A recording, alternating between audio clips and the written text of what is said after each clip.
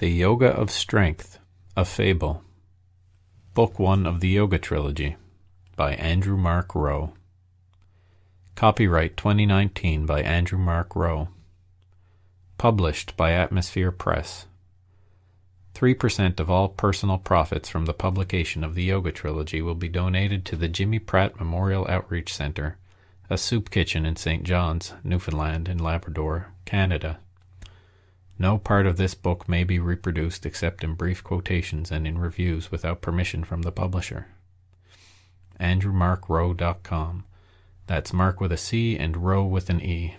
AtmospherePress.com. For Ashley, the love of my life. For Iris, my messenger from the gods. And for Janet, my Holy Spirit. A divine feminine trinity that showed me what it really means to be a man.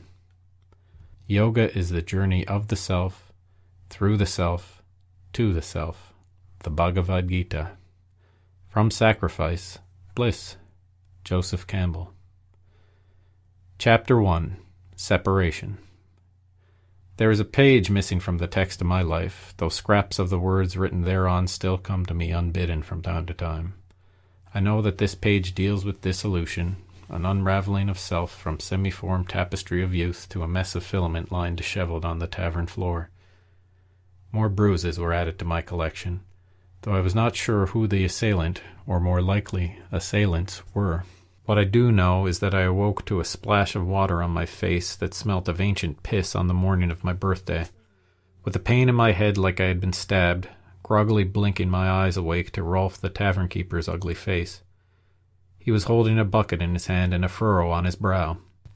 "You may be a lord's son, but I'll be damned if I'm going to let you sleep on my floor any longer." I rolled over, away from the prickly bastard towards the front of the tavern.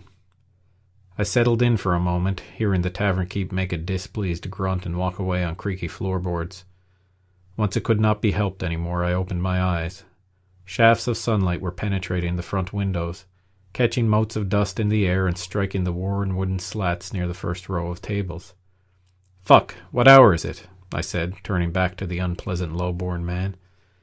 He had returned to his position behind the bar and was wiping the wood with a cloth that was fittingly maggoty for an establishment like his. "I haven't been out to check the sundial since the cock crowed at about 6:15, but I dare say 3 hours have run down since then." He let glee break out on his face.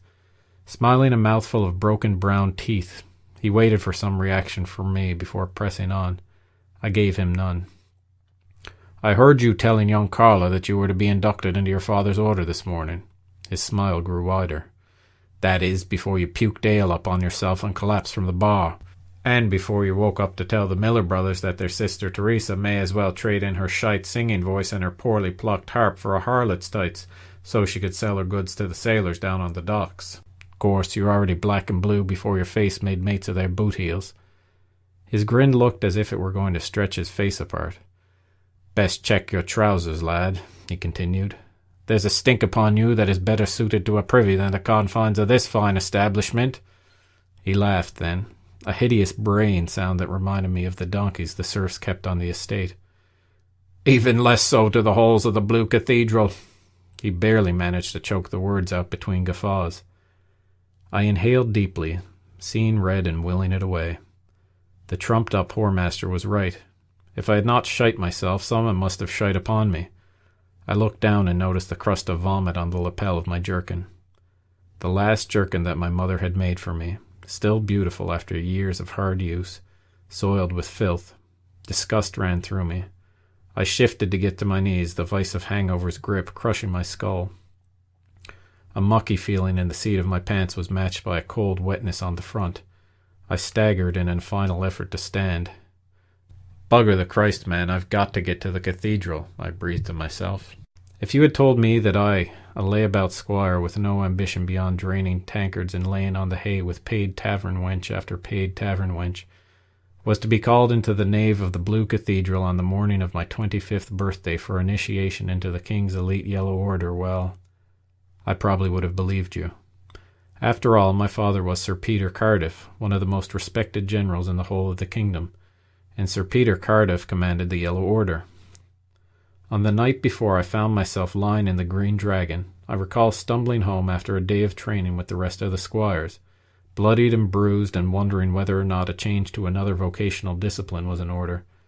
I would say that Eric Welland, the squire with whom I was training that day, got it as good as he gave, but that would be a lie. I took a severe beating and barely managed to touch his shield with my training sword, let alone land a blow. As I trudged along the muddy brown dirt of the path near the homestead, I contemplated talking to my father about laying down the sword and taking up the priest's robe. Not that I had a great thirst for sermonizing and benedictions, but something, anything, would be better than this. Ha! The thought of it! To ask the great Sir Peter Cardiff if he would allow his son to abandon his military training and deal in scrolls and censers instead. I would have been more likely to receive a series of lashes in the yard and weeks of thin gruel on the table than anything that even smacked in the slightest of support. It was with these dark thoughts of defeat that I walked along the evening fields of the Cardiff estate, ignoring the serfs as I wound my way through the path that crisscrossed the waves of maturing grain stalks. They were no doubt smiling at me solely in light of my position as the Lord's son, not for any great love of the rake that ambled before them. After what seemed like ages of plodding, I crossed the threshold of my father's unremarkable cottage. I could never understand how a man with my father's wealth, accumulated over decades of successful border campaigns on behalf of the king and indentured servitude from the peasants who tilled his fields, would choose to live in such a small and boring hovel. I heard my mother, when she was alive, henpeck my father to no end about building a bigger residence near some of the fallow land close to the forest. My father would just respond with a hostile silence or change the subject, usually to some mind-numbingly boring monologue about the ever-present threat from neighboring Lazaria. I had been bent over unlacing my boots when he started at me. "I see you have had another lesson from the greatest teacher, pain." I ignored him and finished the labor of undress. I winced from the stinging of the bruises, but I refused to cry out, to give the bastard any satisfaction. Unfortunately, that kind of self-denial only generated pride in the twisted old man. Not that he had ever had much call to be proud of me. I felt rage burn in my cheeks. After what seemed like an eternity of discomfort, both from the aftermath of the beating and from the piercing gaze of my father as he stood there, immobile in his judgment, I finished and rose to face the man. "You received this missive from the rectory this afternoon." He handed me a piece of folded parchment. A relief of the blue cathedral of Isha had been pressed into the ultramarine glob of wax that formed the seal. A seal that had been broken. Rather than engage in useless indignation with my father, I bit my tongue, unfolded the paper, and read the words on the page. I was to ascend to knighthood. Tomorrow, no less. "You have been given a great honor, my son. I am proud of you." It was the most emotion I had seen out of the man for the entirety of my life. I would have reacted with some measure of surprise and wonder, if not for the wrath taking hold in me. Proud of me? Me? I just received a humiliating beating from the most useless of all the squires in training on the grounds today. Most useless, of course, next to me. My sword did not once touch the man, and he's 7 years my junior. I didn't pause for long enough for my father to interject. Instead, I began to pace. "You want me, your cowardly son, the oldest squire in training, the failure who gets passed over year after year to finally come be with you on the fields of battle, perhaps join you in a border skirmish against Lazaria? So what? That I might make you proud? I will only disappoint you, and you know it. I hoped you had realized this and were preparing to give me a position as provisioner or to tend to the sheep or something more in line with my talents." Burning needles had materialized upon my chest, stabbing me with hot fear, but I pressed on. "But maybe that is not it. Maybe you know that I'm a useless shite and you are counting on it. It would be perfect for you if I had my head caved in by a Lazarian mace or my chest peppered with their poisoned arrows. With mother gone and me to join her, you will be free to remain alone in this place, hoarding your gold and telling your terrible stories. Only whose ear will you bend with me gone? Will you wear out your serfs? Yes, perfect. That will give you the opportunity to discipline them if they make the mistake of letting their boredom known. Or maybe you will preach your drivel to the sheep and cattle. Beasts cannot demonstrate any dissatisfaction with the brain of a tired old widower." When I came back to reality, I realized my left fist was clenched at my side and my right finger was pointing at the man who stood across from me on the wood of the cottage floor. Behind him, I noticed the eyes of my mother staring out from a portrait on the wall. The anger dissipated. I let my arm drop. Shame now crept in to burn my face. My father, characteristically silent, stared at me. Where I expected my rage to be returned in kind, or at least a fuming passive aggression as an answer in kind to my display, there was only sadness in his eyes. After a short while, he spoke. "I have always been proud of you, my son. It may be difficult for you to see that at times, but it is the truth. I know that life has been different since your mother passed. It has been hard for me, too. I would give away all of my wealth and fortune to have her back again." My skin was aflame again. I had decided I would be needing some ale, and soon. "If you truly feel this way, I will speak to the bishop. We will cancel the ascension ceremony, and I shall make you a member of the supply train. You are right. You always have been a good hand at tending to the cattle. Perhaps you can find your peace there so doing in the rear guard." There it was, a kindness offered up by my father, a mercy that I had neither expected nor for which I had hoped. I wanted so badly to agree to the proposition, and yet, now that escape from the hell of military life was before me, I couldn't bring myself to welcome it. "No, father," I said, my head hanging in shame. "I will take the knighthood. I will redouble my efforts in training so that I am prepared for combat, whatever may come." I had pulled on my cloak and beat a hasty retreat from the cottage, down the path and into the city. The sun had been setting and I was hurrying to avoid having to deal with any of the lantern lighters on the main road. I paused before pushing open the great oak door of the Green Dragon, long enough to make sure that the hot tears were off my cheeks and I had composed myself. They would take my money and give me service, I had reasoned, but the wenches were never happy to see sadness upon a man. In fact, it had turned out that not a person had been happy to see sadness upon me on the eve of my entrance into the ranks of those who had seen 25 years on Clovier. I allowed myself to come back from my ruminations, back to the shameful reality of that morning. The ceremony was scheduled for 10 o'clock, and I was a mess. I looked up at Rolf and sized the peasant up. He had the same dimensions as me, a fat bastard, though he looked a bit shorter. Still, I could not show up in the rotten clothes that clung to me. I would not be spared the whip this time. "Go into your rooms and get me some trousers, a fresh shirt, and a jerkin." I placed my hand on my hip. Mercifully, and inexplicably, given my state, my coin purse was still attached to my belt. It had yet some heft to it. "You know that I will pay you handsomely for your rags, Rolf. Just get me some damn clothing." I half walked, half ran down the road leading into the city.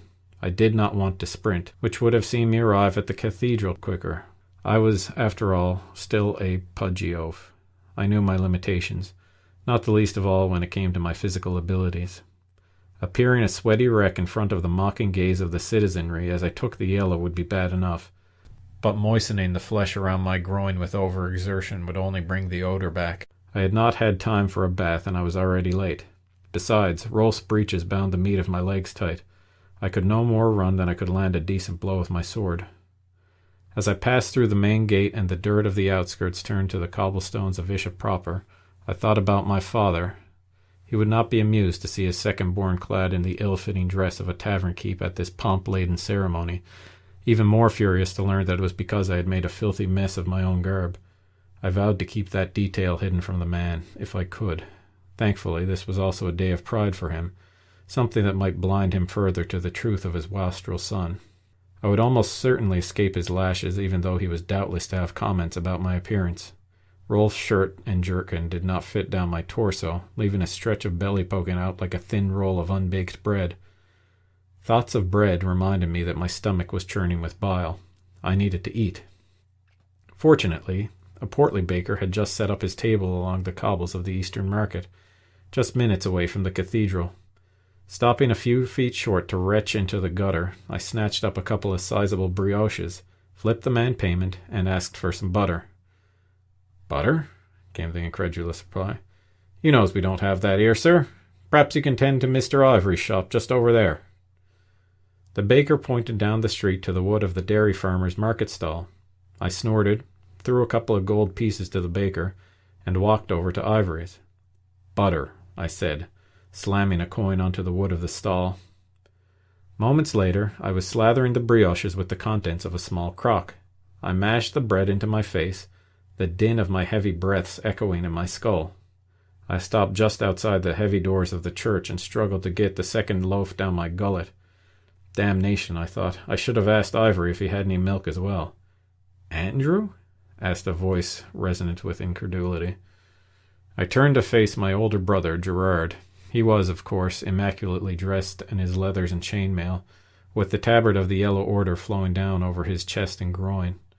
Ah, the tabard. When I was younger, I would catch myself constantly admiring the great yellow dragon on white field, chest puffed up in profile and great tongue waving between open jaws. It was called the Dragon of Thrern, and it was the symbol painted on all of the colored orders' tabards. It was quite obvious on my father's chest and back as I watched him from the window in the living room of our cottage. He would alternately be coming home for much too short weeks or going off on campaigns that tended to last months at a time, when this view of him presented itself. Before the man had time to change into the fine but boring woolen garb of the nobility, I used to love seeing him coming and hate to see him leave. Now I wished I'd never had to see him again. And here before me was Gerard, my brother, a golden boy in the truest sense of the word. The close-cropped blonde hair, blue eyes, and beautiful aquiline face stood in stark contrast to my mess of mousy brown, matching chestnut eyes, and evident corpulence. He was father's firstborn, and to call him his favorite was among the least necessary statements in the small piece of the world we lived in. How could he not be? When he spoke, his voice never faltered. He was well loved by both the men of the order and the women of the city. He never had to pay tavern wenches for sex. He got it for free from unmarried girls. And to top it all off, the bastard was a brown-noser, always pretending to one kindness or another. "Are you all right?" There was feigned concern in my brother's voice as we stood before the doors of the Blue Cathedral, with a matching expression on his face. God's damn him, I thought, searching for the lie. I decided that it might not be a feint. Was the great Gerard Cardiff actually concerned for his failure of a brother? Had I really fallen that far? My mind recoiled as if it had been burned. Fuck him and his concern, true or false. "I am fine," I snapped, placing my hand on the great ring of the cathedral door. Before I had a chance to yank the blasted thing open, my brother placed his hand over mine. "Please come with me," he said. "I will get you some clothes that fit. You cannot go in there looking like that." There was no scorn in his voice, only sadness. How I wished for scorn. I recall thinking that disgust from him would have been preferable to the pity that this son of a bitch offered up to me, like table leavings for a crippled hound. Nonetheless, a change of clothing would reduce the risk of my father whipping me in spite of the auspiciousness of the occasion. I was never in the mood for corporal punishment. I followed my brother away from the doors of the cathedral. Thankfully, the barracks of the order were only a short traipse through the streets of the Hightown district away. I tried to spend those few minutes in silence, but Gerard was not having it, even in light of my clipped responses to his questions. "Rough night last night?" he asked me, grinning at me. Yeah, you could say that," I responded. I never liked interacting with my brother. This comrade routine was not new. In fact, it had become tiresome. When we were younger and training together, the bastard used to strike me with his practice sword when I was not looking, and he made light of my fatness with the smith's sons. Not for long, though. He ascended to knighthood within a year and left me rolling in the wind like the disappointing shite that I was. Soon after he became a knight, though, he changed his attitude towards me entirely. The shift was seismic enough that I was not buying his wares. This was some put-on for the benefit of those watching our interactions. But I had to admit that did not explain his continued kindly demeanor in our private conversations. "Today's the big day, brother," Gerard said, slapping my back in an entirely unwelcome way. It was at times like these that I thought of my mother. How I missed her. She always had a patient ear for me ever since I was a little boy. I would return home to the hearth every night to tell her about my life, all the pleasant times out in the meadows alone, away from the insults delivered by my peers for the state of my physical body, a body which deteriorated further into rotundity as the years passed and I exited childhood. The pleasant times grew fewer, and the storm clouds multiplied with the advance of time. And yet at the end of my day, my mother always had for me two things, a smile and a sweet pastry freshly baked in the stone of the hearth. She had been my sanctuary, and she was gone. I had been left to pick up the pieces with a cold father and a brother whose mere existence rubbed my nose in the fact that I was a letdown. "Big day for what?" I barked. "This is no honor, this grant of knighthood. I did not earn it. I still have yet to pass any of the tests, yet here I am, being knighted." "Details! If you are really concerned about your combat abilities, I can help teach you." I want that distance that has grown between us to come to an end. So would Mother, were she here. Think about it. Still my brother smiled at me, his arm on my back. What fun we will have together. I do not want your fucking help. Do you not understand that? I fumed. Ever since Mother died, I've been glad. Glad that Father has given up on me. Glad I did not have to hear him tell me every night that I should be spending less time shut up in my room or at the tavern and more time with you here at the God's damned barracks or practicing on the field. I am not a knight. I have never been a knight, and now our dear father has used no small measure of guilt to goad me into accepting this terrible joke of a position in the ranks. I will die out there. Do you not understand that, brother? I asked, the fire dimming in my voice, as some long-standing offense within me inexplicably weakened. I cannot fight. I am fat, useless, and a failure. I have spent 7 horrendous years in training to your single one that saw you breeze through every test put before you. You are better than me in a month, and I remain to this day.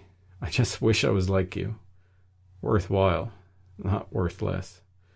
A tear started to well up in the corner of my eye. I willed it back into my head. You have such worth already, my brother said, his voice becoming grave. Such worth. That said, of course I understand you, brother. Of course I do. But let me tell you, it is not drinking and whoring and showing up a complete mess that will get you through this. You need to practice. The practice is rough, brutal stuff. I went through it. Do you think it was easy for me? The hardest things always look easy from the outside. You have no idea what went on in here throughout the process, he said, pointing at the side of his skull. The only difference between us is that I did not dally between childhood and becoming a man. The things I had to drop, to let go of the world, you do not know the price of what you seek, but the debt will be paid before you are through. The last few words my brother uttered were choked with emotion. Was the chosen one about to cry about succeeding as a knight? The stones on the bastard. I felt myself slip back into the embrace of my comfortable cynicism. We arrived at the barracks, having each shut up during the last steps of our short journey. We crossed the red dirt of the sparring grounds into the pavilion that housed the men. Mercifully, the place was deserted. Everyone must have been at the cathedral. Now, he said, you need a proper set of clothes. Come this way. There was a warm expression on my brother's face again, and I hated him for it. The living quarters were made with wood so dark it never failed to draw the eye. One morning when I was a child, my father had told me all about it, boring me to the point of tears in the toast that lay before me on the breakfast table. Apparently, the black-grained wood was called bear ash, imported from the far-off country of Kashia. It was incredibly strong. What is more, it could withstand the heat of a dragon's breath. The barracks were made of it, our longbows were made of it, and the gates of Isha were made of it. I did not believe a word of it, neither the dragon nor the idea that something that we used to keep our hearths warm could be invulnerable to flame. Dragons! Imagine if it were true.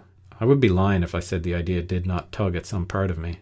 After all, I grew up reading stories of knights and dragons, but I felt certain it had just been my father lying to me for a reaction, a perverse action on his part to make me appear as a fool when the rug was pulled from beneath me, all in the name of building character. I had not taken his bait. Standing there that morning, I examined a wooden slat running across the wall. It did not look much different than the wood that Father had chopped on our estate to build our miserable little cottage, perhaps a bit darker. Maybe? No! What rubbish his stories always were. A practice liar was my father, nothing more. Here, said my brother, thrusting a sack of folded clothing into my arms. These were supposed to be a gift for after you were inducted into the order, but I guess you need them now. Matthew had your measurements in his file from the last time you were here. I looked down. An ornate green leather jerkin sat atop a brown shirt and brown leather pants. The cloth of the jerkin was stitched with silver and brown thread, a sword pointing down and a dragon encircling the blade and running all the way up to the top of the hilt.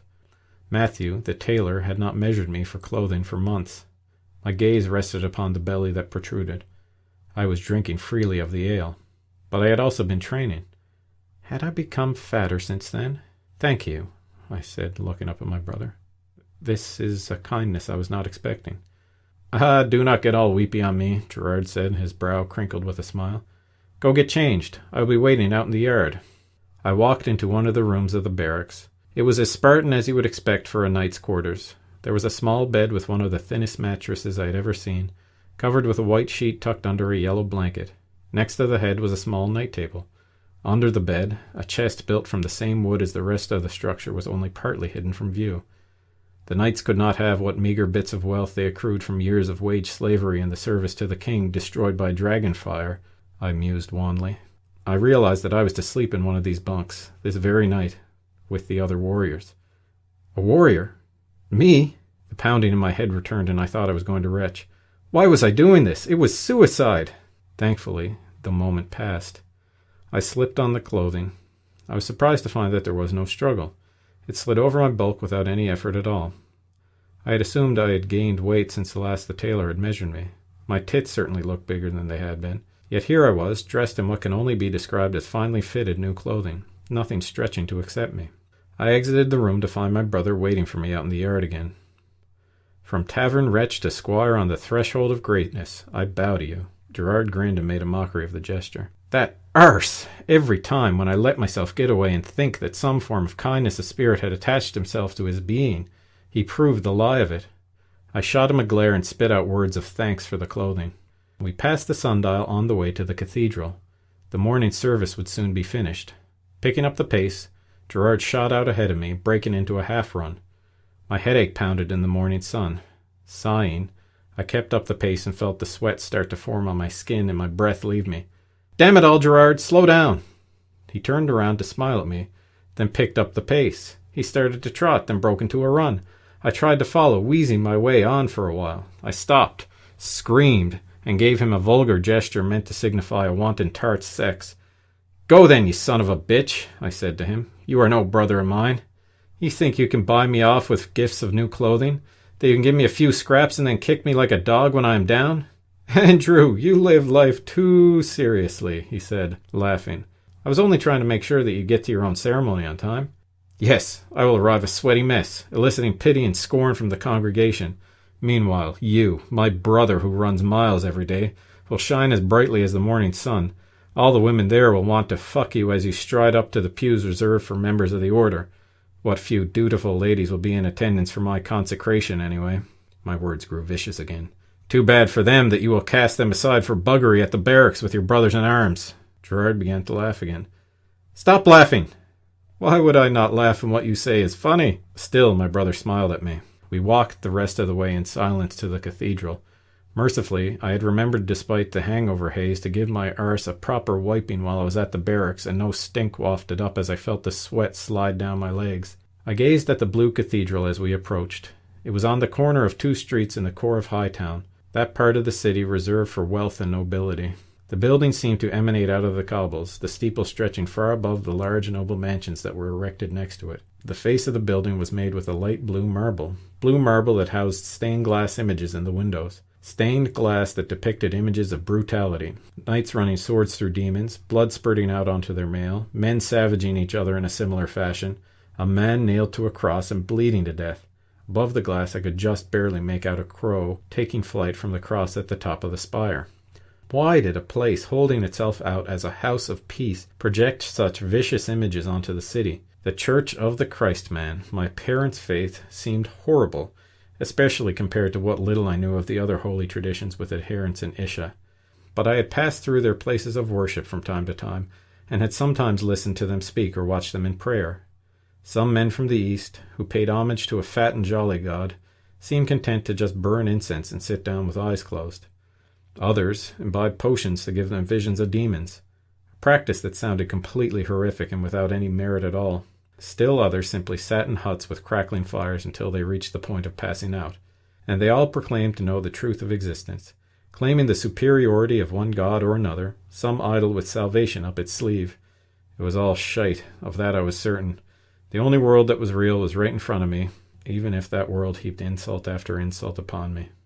Grinning his perfect grin, my brother pushed open the doors of the cathedral and ushered me into the darkness.